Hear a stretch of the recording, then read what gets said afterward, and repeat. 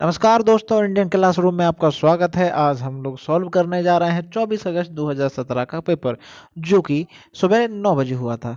ये हमारा set number 11 होगा। जैसा कि आप सब जानते हैं, हम लोग इन police constable, MP police constable की तैयारी कर रहे हैं और उसके प्रीवियस ईयर पेपर जो कि 2017 में हुए थे उनको लगा रहे हैं। उसमें हम मैथ और मेंटल एबिलिटी के क्वेश्चन सॉल्व करते हैं, ताकि आने वाले समय में ये आपके लिए काफ़ी हेल्पफुल साबित हो।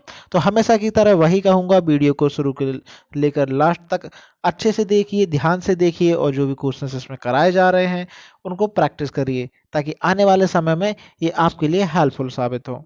चलिए शुरू करते हैं। और बस एक और लास्ट आपसे रिक्वेस्ट, यदि वीडियो आपको अच्छी लगे तो वीडियो को लाइक, शेयर, सब्सक्राइब करने में बिल्कुल कंजूसी ना करें। मेरे को बड़ा अच्छा लगता है जब कोई वीडियो एकदम लाइक, शेयर, सब्सक्राइब करता है, तो ठीक ना। चलिए शुरू करते हैं, हम पहले क्वेश्चन की तरफ चलते हैं। हमारा पहला क्वेश्चन दिया हुआ है कि 18 अंडर रूट के अंदर दिया हुआ, मैं यहाँ पे लिख देता हूँ। अंडर रूट के अंदर दिया 18.49 माइनस आपको करना है 8.41 से। ओके, सो सिंपल, माइनस करना है, आराम से माइनस हो जाएगा। चलिए देखते हैं कैसे होगा।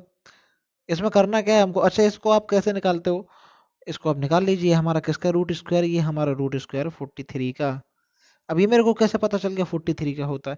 चलो मैं यहाँ बताने की कोशिश करता हूँ। वैसे एक बार में ये मेथड आपको समझ में हो सकता है नहीं आए, लेकिन ट्राई मार लो। जब भी ये रूट के अंदर हमारी कोई भी वैल्यू दी हुई होती है तो यहाँ पे उसको हम चेक करते हैं। आगे वाली वैल्यू चेक करते हैं। आगे वाली हमने वैल्यू चेक करी, वो हमारी कितनी है, 18 है। तो हम ये देखेंगे कि 18 से कितनी कम है, सॉरी, ये 25 से कितनी कम है। ये 25 से हमारी कितनी कम है, 7 कम है। ठीक, 25 से ये जितनी भी कम होती है, पीछे की दो वाली वैल्यू को छोड़ देते हैं, हमेशा ध्यान रखना ना। ठीक, ये 18 जो वैल्यू है, 25 से जितनी, सॉरी, 25 से जितनी भी कम होती है उतना ही नंबर आप 50 में से माइनस कर दो। उतना ही नंबर आप 50 में से माइनस कर दो। 50 में से माइनस करेंगे 7, तो हमारा कितना बचेगा, 43।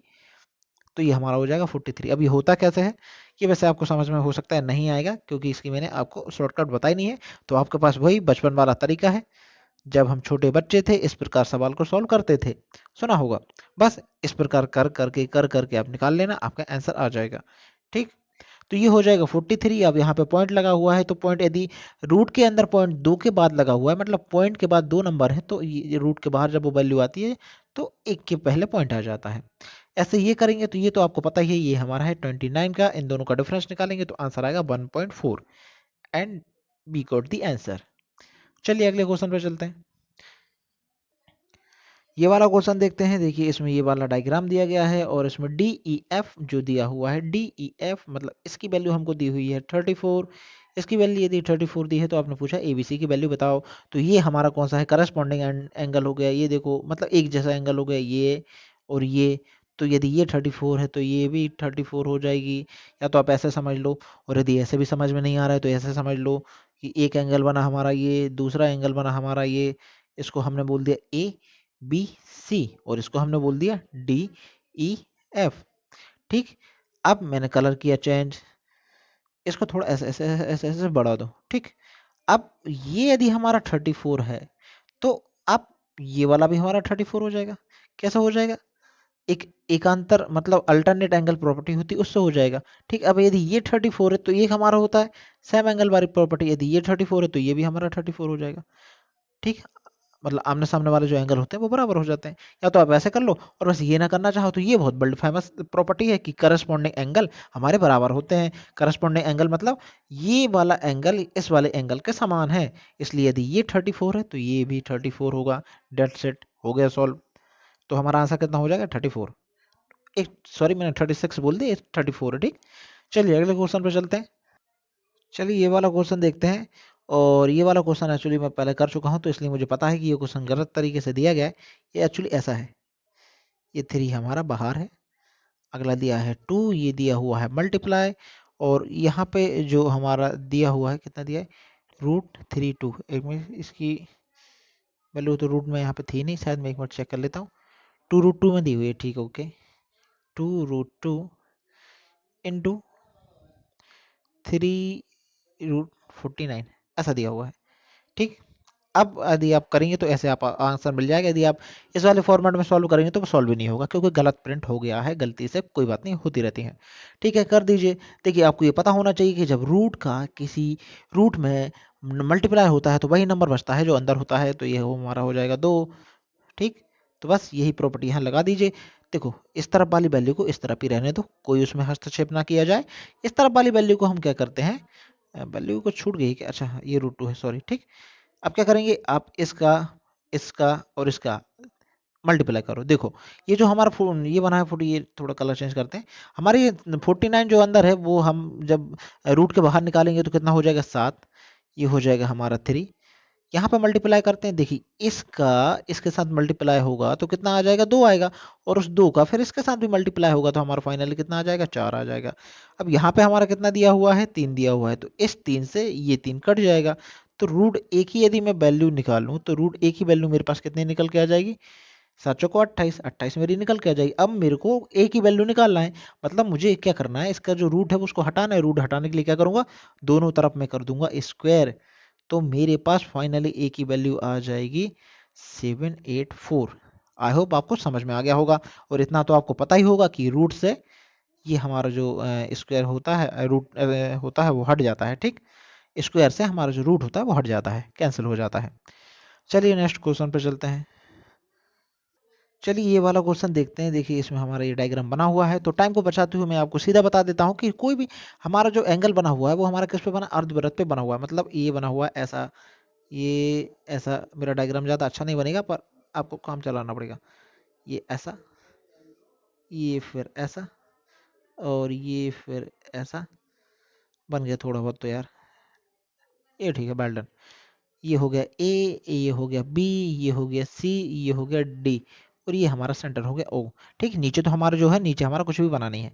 ठीक, मतलब बना हुआ है उसको देखिए मत। अब तो मैं ये कह रहा हूँ कि अर्धवृत्त पे जो भी मेरा कोण बनता है वो मेरा समकोण होता है, मतलब उसका एंगल होता है 90। मतलब कौन सा वाला 90 हो जाएगा, मेरा ये वाला एंगल जो है वो मेरा 90 हो जाएगा। तो ये वाला एंगल मेरा बाय डिफॉल्ट हो जाएगा 90। ठीक, ये 90 है। ये मेरा कितना दिया हुआ है, 110 दिया हुआ है। ये 110 है, ये वाला मेरा 90 है। तो मुझे क्या करना है, मुझे वैल्यू निकालना है, किसकी वैल्यू निकालना है, इसकी वैल्यू निकालना है। ठीक, तो मैं कैसे निकाल सकता हूँ, अच्छा एक और तरीके से निकाल सकते हैं कि आमने सामने वाले जो एंगल होते हैं वो मेरे क्या होते हैं, वो मेरे एंगल होते हैं 180 के होते हैं। ठीक, तो यदि ये वाला एंगल मेरा कितने का है, 1/10 का है, तो ये वाला एंगल मैं निकाल सकता हूँ। कैसे निकाल सकता हूँ, देखिए ये मैं क्या बोल रहा हूँ, आमने सामने के जो एंगल होते हैं वो मेरे क्या होते हैं, बराबर। मतलब जो एंगल डी है वो मेरा कितना है, 110 है। तो एंगल बी यदि जब मैं निकालने बैठूंगा तो मैं आप कैसे निकालूंगा, मैं निकाल लूंगा angle D plus angle B is equal to 180, क्योंकि दोनों एंगल आमने सामने हैं। तो इसकी वैल्यू मेरे पास है 110, और एंगल बी मेरे को निकालना है, और ये बराबर में दिया है 180। तो यहाँ से एंगल बी की मेरी वैल्यू निकल के आ जाएगी, 180 में से 110 जाता है तो मेरा बचता है 70 बचेगा। ठीक, ये बच जाएगा 70। ठीक, तो इससे क्या पता चला भाई, मुझे इससे ये पता चला कि ये वाला जो एंगल है ये मेरा निकल के कितना आ गया, 70। ये वाला दिया है 70, ये वाला दिया है 90। ये वाला मैं निकाल सकता हूँ, कैसे निकाल सकता हूँ कि त्रिभुज के तीनों कोणों का योग मेरा 180 होता है। ये भी मुझे कंसेप्ट पता है। इसका स्क्रीनशॉट ले लिया होगा, नहीं लिया होगा तो ले लेना। ठीक, त्रिभुज के जो तीनों कोण होते हैं उनका जो योग होता है वो 180 होता है। तो मैं यहाँ से निकाल दूंगा इस वाले कंसेप्ट से। ठीक, तो मेरा एंगल ए मेरे को, एक मिनट सॉरी, एंगल ए मेरे को निकालने का है। तो angle A, angle B, angle C is equal to 180।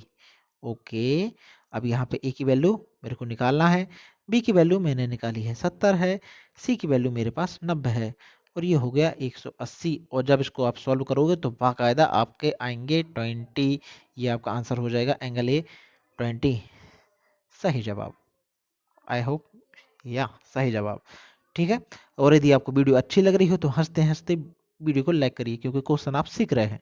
चलिए अगले क्वेश्चन पे चलते हैं। चलिए इस वाले क्वेश्चन को भी देख लेते हैं। इस वाले क्वेश्चन को मैं बिल्कुल नहीं कराने वाला हूँ, बस ये बताने वाला हूँ कि इसमें हम ये वाला फॉर्मूला लगा सकते हैं। ये वाला फॉर्मूला हमारा होता है a माइनस बी और a प्लस बी। इस तरीके से आप ये वाला फॉर्मूला लगाएंगे तो इसमें आपको आंसर आसानी से मिल जाएगा। ठीक, चलिए नेक्स्ट क्वेश्चन पे चलते हैं।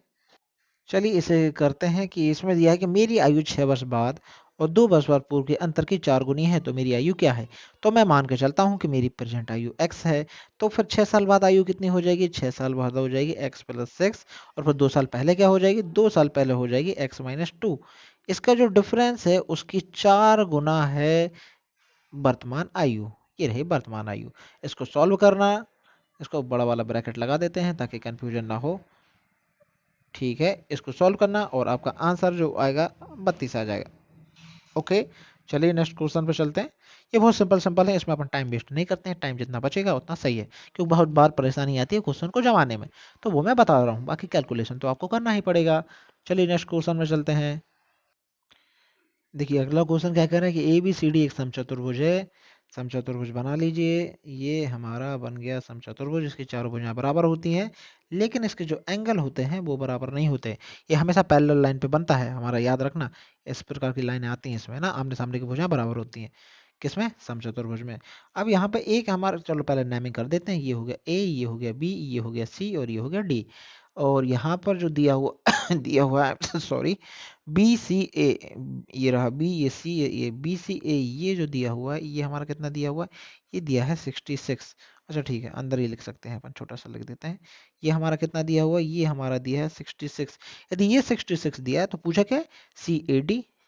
हमसे पूछा हुआ है ये इस वाले एंगल को पूछा हुआ है। तो भैया देखो, यदि इसको बहुत आसानी से कर सकते हैं। यदि ये मेरा 66 है तो ये भी बाय डिफॉल्ट मेरा 66 हो जाएगा। क्यों? क्योंकि इसे आप ऐसे भी कह सकते हैं कि इसके आसन्न भुजाएं जो सम चतुर्भुज की होती हैं वो बराबर होती हैं। और यदि ऐसा आपको नहीं पता है तो आपको ऐसा तो पता ही होगा कि यदि मैं ऐसा कोई क्रॉस कर रहा हूँ और ये वाला जो मेरा एंगल है, यदि ये मेरा ए है, तो मेरा ये वाला एंगल भी मेरा क्या हो जाता है? ए हो जाता है।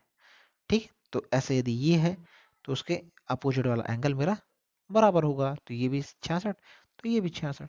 ठीक, आ गया। और ये हमारा आ गया आंसर 66। और वीडियो यदि अच्छी लग रही हो तो बस हंसते हंसते वीडियो को शेयर, लाइक, सब्सक्राइब कर दो। आगे चलते हैं। चलिए ये क्वेश्चन करते हैं कि यदि एक घनाभ का आयतन 756 घन सेंटीमीटर है तो घनाभ का आयतन कितना होता है? L into B into H. ये हमें कितना दिया है? 756 दिया हुआ है।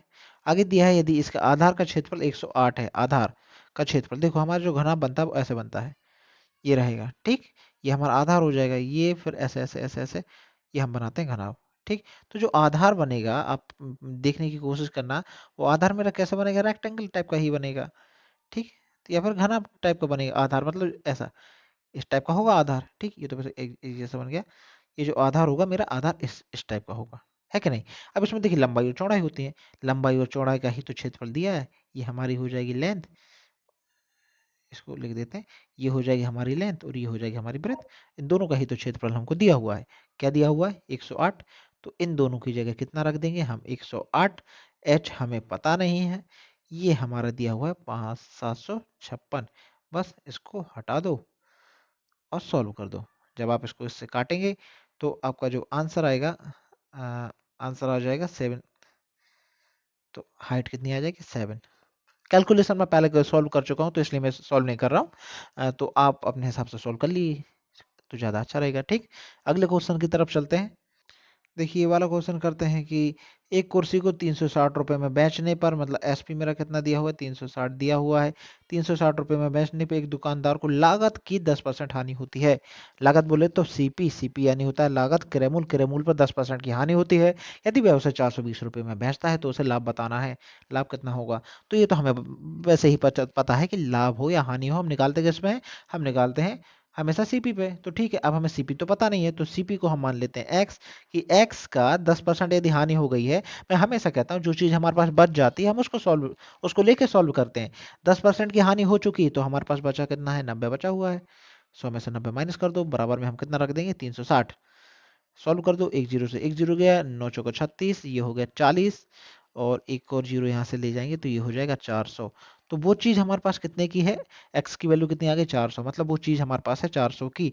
तो अब वो कह रहा है कि उसे 420 में यदि बेचा जाए। ये देखो, यदि 420 में बेच रहा है तो कितने का फायदा होगा? 400 की चीज़ है, 420 में बेच रहा है तो कितने का फायदा? 20 का फायदा हो रहा है। किस पे होता है? नीचे हमेशा आता है हमारा सीपी, मल्टीप्लाई कर देंगे 100 से, 2 जीरो से 2 जीरो गई, 4 से ये गया, वैल्यू आ गई 5%। और ये रहा 5%, हमारा आंसर आ गया। चलिए नेक्स्ट क्वेश्चन की तरफ चलते हैं। चलिए नेक्स्ट क्वेश्चन करते हैं। ये हमारा क्या कह रहा है कि एक समलंब चतुर्भुज का क्षेत्रफल 495 वर्ग सेंटीमीटर है और उसकी ऊंचाई 15 सेंटीमीटर है। यदि समांतर भुजाओं में से एक भुजा दूसरी से 26 सेंटीमीटर लंबी है तो लंबी भुजा की लंबाई बताओ। देखो सबसे पहले आपको एक चीज पता होना चाहिए कि समानांतर चतुर्भुज का क्षेत्रफल होता क्या है। समानांतर चतुर्भुज का क्षेत्रफल होता है 1/2 समांतर भुजाओं का योग, ये तो आपने पढ़ा होगा। समांतर भुजाओं का योग, यहाँ पे जगह कम है तो मैं ऐसे लिख देता हूँ, और मल्टीप्लाई में क्या आ जाता है, एच आ जाता है। ठीक, ये हमारा फॉर्मूला होता है। तो ये हमें फॉर्मूला पता होना चाहिए, बस यही फॉर्मूले में वैल्यू रख दो, अब आंसर आ जाएगा। अच्छा मैं पहले डायग्राम बना देता हूँ, हो सकता है आपको डायग्राम ही समझ में ना आ रहा हो। तो हमारा डायग्राम कैसे बनता है समानांतर चतुर्भुज का, ऐसा, ये क्या, ये थोड़ा ऐसा, ये ऐसा, ठीक है, यहाँ पे मिला हुआ है और ये हमारी सीधी लाइन जाएगी। ठीक, तो ये एच बराबर यही हमें दिया हुआ है 15। ठीक, अब इसमें एक भुजा दूसरी से क्या है 26 सेंटीमीटर लंबी है, तो इसको यदि मैं x मान लूं तो दूसरी वाली मेरी कितनी हो जाएगी, ये दूसरी वाली मेरी हो जाएगी, ये जो दूसरी वाली मेरी हो जाएगी कितनी हो जाएगी, x प्लस 26 हो जाएगी। हो जाएगी कि नहीं हो जाएगी, ठीक बस हो जाएगी। और हमें क्षेत्रफल दिया हुआ है, क्षेत्रफल कितना दिया है, 495 दिया है, तो फॉर्मूले में रख दो। देखो 495 1/2, ब्रैकेट में क्या आता है, समांतर भुजाओं का योग, तो एक भुजा है x, दूसरी भुजा है x प्लस 25, तो ये कितना हो जाएगा, x x जुड़ गए तो 2x हो गया, और ये होगा 26, और इंटू h में हम कितना रख देंगे, h हमारा कितना है 15। इसको फिर हम सॉल्व कर लेंगे आसानी से। जब हम सॉल्व करेंगे तो हमारे पास आंसर आ जाएगा 46। मैं करके देख चुका हूँ, 46 आ जाता है। ठीक, एक्चुअली x की वैल्यू जो आएगी वो 46 नहीं आएगी, मैं बता देता हूँ। x की वैल्यू जो आपकी निकल के आएगी, x की वैल्यू आपकी निकल कर आएगी 20। यहाँ से जब इसे आप सॉल्व करेंगे तो x की वैल्यू निकल के आएगी 20। लेकिन उसने हमसे पूछा क्या है, उसने हमसे पूछा है तो लंबी भुजा की वैल्यू बताओ। यदि x की वैल्यू 20 है तो मैं x की वैल्यू जब इसके साथ रखूंगा तो 20 में कितना जुड़ जाएगा, 26 और जुड़ जाएगा, तो मेरा आंसर आ जाएगा 46। तो ये मेरा रहा आंसर। चलिए नेक्स्ट क्वेश्चन की तरफ चलते हैं। देखिए ये क्वेश्चन देखते हैं, इसमें आपको एक कंसेप्ट क्लियर हो जाएगा कि दो बंदियां हैं, लड़की हैं, एक शांति है और एक रानी है। उसने एक ने 85,000 रुपये निवेश किए, एक ने 15,000 रुपये निवेश किए, और जब एक व्यवसाय शुरू किया तो 2 वर्षों के पश्चात उनके व्यवसाय के बीच का जो अनुपात है, लाभ का अनुपात है, वो बताना है कि कितना होना चाहिए। देखो हमें एक मैं बात बताऊं कि कभी भी पैसा, आप किसी भी व्यापार में कोई पैसा लगा रहे हैं तो वो पैसा आप ज़्यादा लगा रहे हैं तो आपको ज़्यादा अमाउंट मिलेगा, ये बिल्कुल ज़रूरी नहीं है। जैसे मान के चलिए एक व्यक्ति ये है, एक व्यक्ति बी है। यदि मान के चलिए ये लगाता है 15,000 एक बिजनेस में और ये लगाता है 13,000 एक बिजनेस में, ठीक, लेकिन ये इसने तो ए ने ज्यादा ए ने कितने लगाए 15,000, बी ने लगाए 13,000। आप इससे जब मैं पूछता हूँ कि किसको ज्यादा फायदा हुआ तो आप बिल्कुल नहीं बता सकते कि ए को ज्यादा फायदा हुआ है या बी को फायदा ज्यादा हुआ है। आप उनका पैसा देख के नहीं बता सकते। क्यों नहीं बता सकते, क्योंकि हमें बताने के लिए सबसे पहले क्या पता होना चाहिए, उनकी टाइम ड्यूरेशन, कि किसने कितने दिनों के लिए पैसा लगाया। हो सकता है कि ए ने 15,000 रुपये सिर्फ 1 साल के लिए लगाए हों, लेकिन बी ने 13,000 रुपये 2 साल के लिए लगाए हों, तो फिर किसको ज्यादा फायदा हो गया, बी को ज्यादा फायदा हो गया, ए को कम हो गया। ठीक, मतलब मैं क्या कहना चाह रहा हूँ, मैं ये कहना चाह रहा हूँ यदि टाइम ड्यूरेशन आपको पता है तब आप ये पता लगा सकते हैं कि किसका अमाउंट कितने दिन के लिए लगा था और किसको कितना फायदा हुआ। तो एक फॉर्मूला होता है, आपको पता होना चाहिए, आई थिंक पता भी होगा, लेकिन फिर भी मैं एक बार आपको बताता हूँ। वो फॉर्मूला मेरा क्या होता है, पी बराबर सी टी। ठीक, पी यानी हमारा होता है प्रिंसिपल, सॉरी क्या बोलूं, प्रिंसिपल नहीं, पी यानी ये होता है हमारा प्रॉफिट। प्रॉफिट बोले तो इसका मतलब हिंदी में क्या बोले, हिंदी में इसको बोलते हैं हम लाभ। ठीक, सी यानी हमारा होता है, वो होता है हमारा कैपिटल।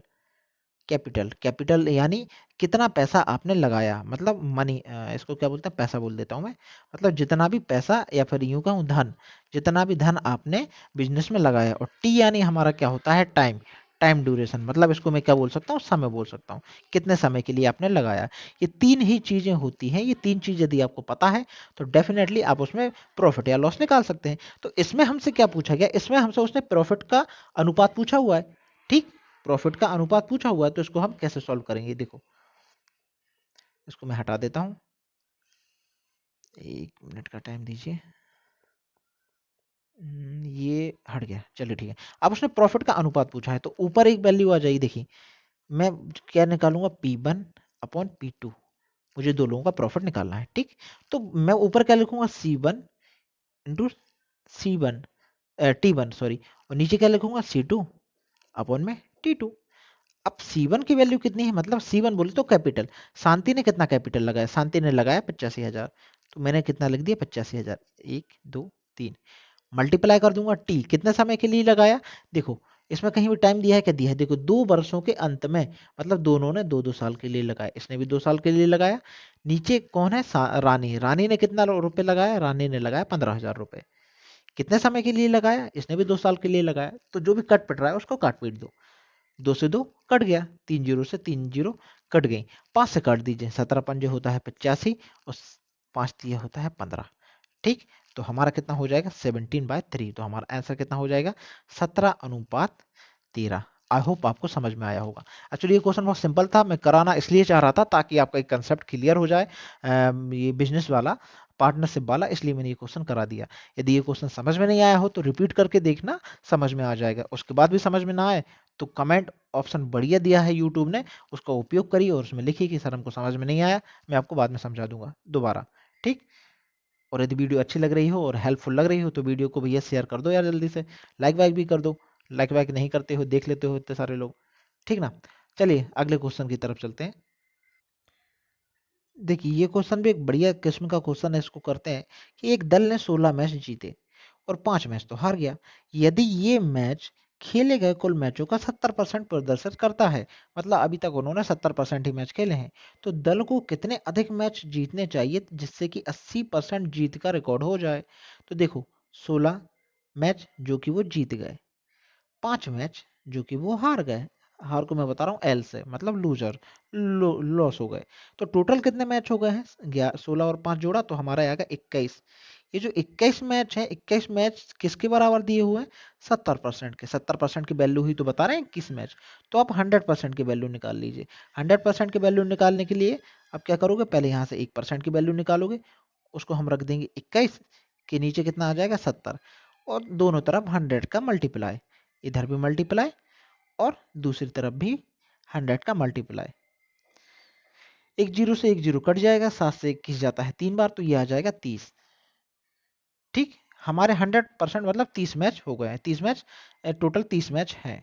अब ये बोल रहा है कि 80% रिकॉर्ड होने के लिए कितने मैच जीतना चाहिए, तो 30 का आप 80% निकाल दो, 80% हम निकालेंगे तो 1 2 8 3 24, 24 मतलब जीतने के लिए टोटल 24 मैच देखने जीतने चाहिए, मतलब उनका जब 80% जो रिकॉर्ड है, 80% रिकॉर्ड बनाने के लिए सामने वाले व्यक्ति को 24 मैच जीतने चाहिए। 16 मैच तो देखो यहाँ देखो 16 मैच तो वो जीत चुके हैं, टोटल जीतने हैं 24, तो कितने और अधिक मैच जीतने पड़ेंगे, 8 और जो जीतने पड़ेंगे, क्योंकि 16 में 8 जोड़ते हैं तो हमारा 24 मिल जाता है, तो 8 हमारा हो जाएगा आंसर, ठीक। चलिए देखते हैं एक आध और क्वेश्चन, यदि अच्छा सा मिलता है तो कराते हैं, वरना वीडियो को खत्म करते हैं। और उससे पहले वीडियो यदि अच्छी लगे तो लाइक कर देना। चलिए मैं देखता हूँ क्वेश्चन, ठीक। ये देखो एक और क्वेश्चन है, बढ़िया क्वेश्चन है कि लघुत्तम 4 अंकीय संख्या और महत्तम 3 अंकीय संख्या के बीच का अंतर महत्तम 2 अंकीय संख्या और लघुत्तम 3 अंकीय संख्याओं के अंतर के योग का गुणनफल क्या होगा। मतलब 4 अंकों की लघुत्तम संख्या, तो 4 अंकों की छोटी से छोटी संख्या कितनी होती है, 1000 ही होगी, और 3 अंकों की महत्तम संख्या, महत्तम बोले तो बड़ी से बड़ी, 3 अंकों की बड़ी से बड़ी संख्या मेरी क्या होगी, 999 होगी। इनका जब डिफरेंस निकालेंगे तो डिफरेंस आएगा मेरा कितना, 1, डिफरेंस कितना आएगा 1, ओके। अब आगे क्या दिया है कि 2 अंकों की महत्तम संख्या, 2 अंकों की महत्तम कितनी होती है, 99 हो जाएगी, और 3 अंकों की लघुत्तम संख्या के योग का गुणनफल, अब 3 अंकों की लघुत्तम संख्या क्या होगी, ये होगी, इनका गुणन योग, योग कितना हो जाएगा 199, इसका और इसका, इन दोनों का गुणनफल कितना है, इन दोनों का गुणनफल 199 है, ठीक। आई होप आपको समझ में आया होगा। चलिए आज के लिए इतना ही रखते हैं, हमारी वीडियो को पूरा देखिए, और जो क्वेश्चन इसमें समझ ना आए तो उसमें कमेंट में आप मुझसे पूछ सकते हैं कि ये क्वेश्चन समझ में नहीं आया, और जो क्वेश्चन मैंने छोड़ दिए हैं आप उन्हें भी मुझसे पूछ सकते हैं। तो थैंक यू फॉर वॉचिंग, और जाने से पहले वीडियो को लाइक और शेयर जरूर कर दीजिए। बाय बाय, मिलते हैं अगली वीडियो में। हंसते रहिए, स्वस्थ रहिए, घर पर रहिए और कोरोना से बचते रहिए। मिलते हैं, बाय बाय।